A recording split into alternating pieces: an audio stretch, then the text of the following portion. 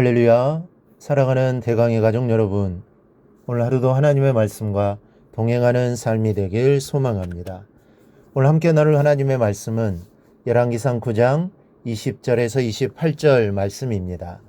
이스라엘 자손이 아닌 아모리 사람과 헷 사람과 브리스 사람과 휘 사람과 여부스 사람 중 남아있는 모든 사람 곧 이스라엘 자손이 다 멸하지 못하므로 그 땅에 남아있는 그들의 자손들을 솔로몬이 노예로 역군을 삼아 오늘까지 이르렀으되 다만 이스라엘 자손은 솔로몬이 노예를 삼지 아니하였으니 그들은 군사와 그 친하와 고관과 대장이며 병과 마병의 지휘관이 됨이었더라. 솔로몬에게 이를 감독하는 우두머리 550명이 있어 일하는 백성을 다스렸더라. 바로의 딸이 다윗성으로부터 올라와 솔로몬이 그를 위하여 건축한 궁에 이를 때에 솔로몬이 밀로를 건축하였더라. 솔로몬이 여호와를 위하여 쌓은 제단 위에 해마다 3번씩 번제와 감사의 제물을 드리고 또 여호와 앞에 있는 제단에 분향하니라.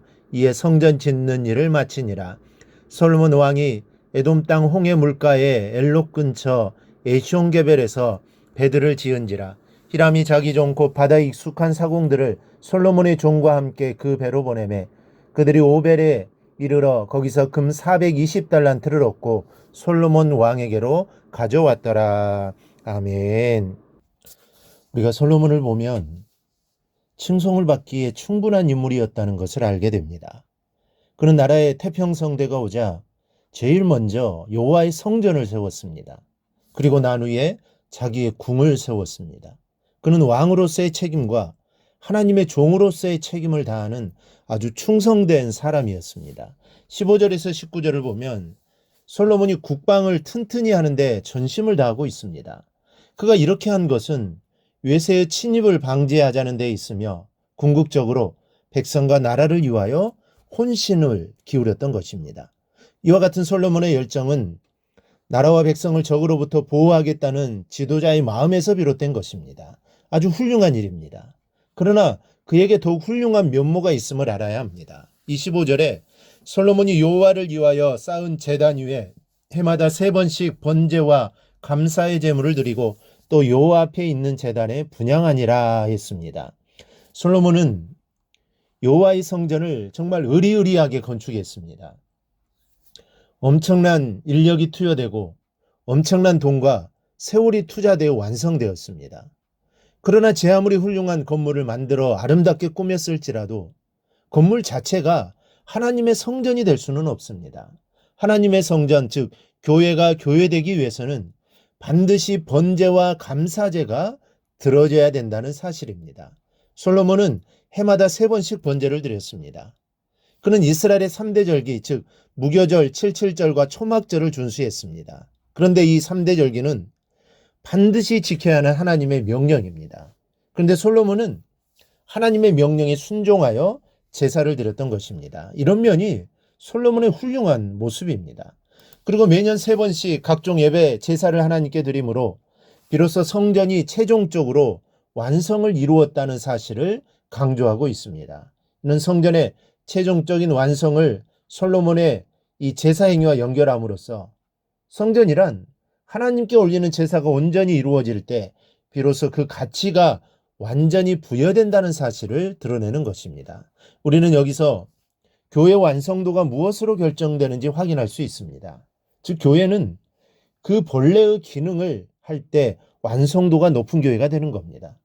교회가 아무리 웅장하게 건축해도 아무리 많은 교인이 등록하였어도 교회로서 마땅히 감당해야 할 사명을 감당하지 않는다면 그 교회는 제대로 세워지지 못한 교회입니다. 그러나 겉으로는 초라해 보이고 그렇게 많지 않은 사람이 모인 작은 공동체라도 주님의 이름에 합당한 예배를 드리고 아름다운 기도의 향기가 그 제단에서 끊임없이 울려지며 주님이 원하시는 사역을 감당해 나간다면 그 교회는 바르게 세워진 교회라고 할 수 있습니다.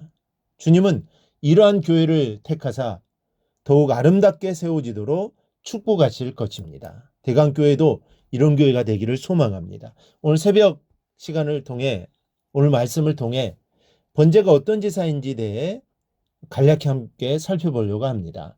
먼저 각을 뜨고 머리를 잘라내야 합니다. 번제물이 되기 위해서는 먼저 죽어져야 했고 각을 뜨고 머리를 잘라내야만 번제물이 될 수 있습니다. 레위기 1장 15절에서 번제물이 새일 경우에도 그것의 머리를 비틀어 끊으라고 하셨습니다. 예수님도 세례 요한도 독사의 자식들이라는 책망을 하신 바가 있습니다.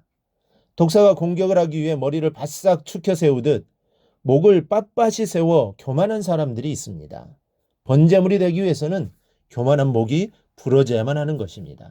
그래서 바울 사도는 날마다 죽노라 라고 고백했습니다. 오늘 이 시간 오늘 말씀을 듣는 우리 모두 나는 죽고 오직 예수 그리스도만이 내 안에 사십니다 라는 고백으로 아름다운 번제물이 되시기를 바랍니다.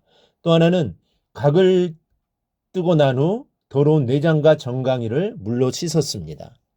레위기 1장 13절에는 번제물의 내장과 정강이를 물로 씻으라고 명령하셨습니다. 이와 같이 더러운 심령을 깨끗이 씻지 않으면 번제물이 될 수 없습니다. 다시 말해 하나님의 교회다운 교회가 되기 위해서는 모든 성도들에게 회개의 역사가 일어나지 않으면 안 됩니다. 더러운 내장과 정강이를 씻지 않고 온통 더러운 심령들로만 가득하다면 교회가 아무리 크고 사람이 아무리 많으면 무슨 소용이 있겠습니까? 이제 하나님 앞에 깨끗하고 순결한 제물이 되어야 합니다.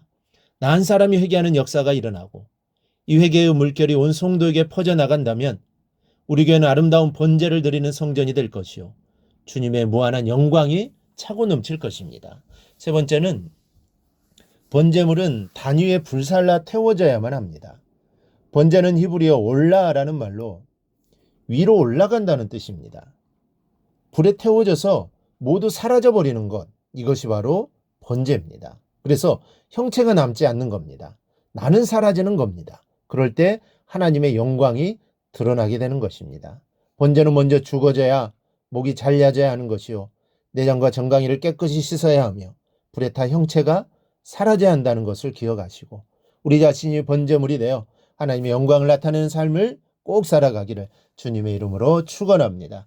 오늘 묵상한 말씀을 굳게 잡고 삶으로 실천하며 살아내는 대강의 모든 성도들이 되기를 축복합니다.